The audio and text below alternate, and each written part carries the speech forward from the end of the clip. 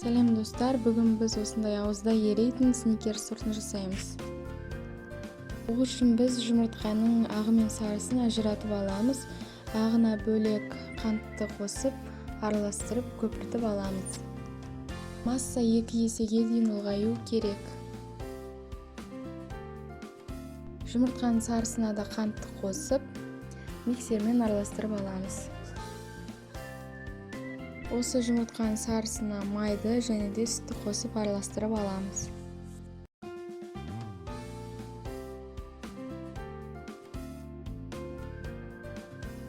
Какао, ұн және де разрыхлительді жеке-жеке қосып араластырып аламыз.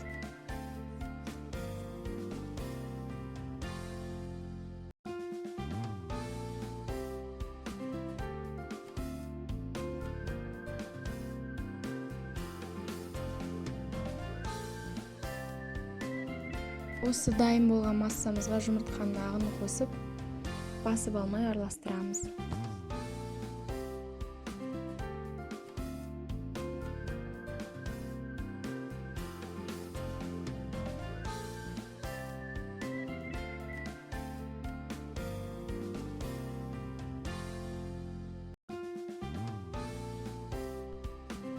Бізде консистенциясы осындай масса шығу керек. Торттың кремін дайындаймыз. Ол үшін біз творожный сыр мен қантты қосып араластырып, сливкиді қосып, 2 есе ұлғайғанша араластырамыз.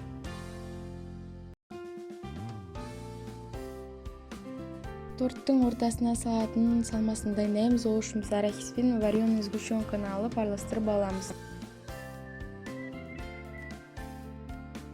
Тортты жинай бастаймыз. Ол үшін біз коважды салып, осындай шет-шетіне кремдерді жағып, ортасына салмасын саламыз.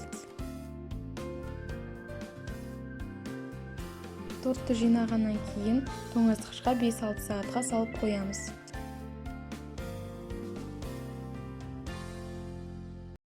Торт тоңазытқышта тұрған кезде біз торттың ганашын дайындаймыз. Ол үшін бізге май, қара шоколад және сливкиді құйып, ертіп аламыз.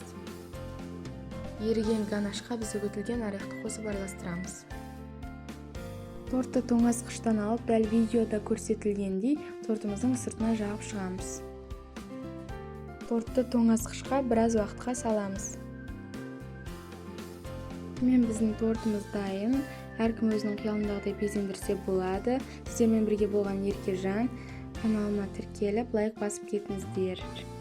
Назарларыңызға рахмет.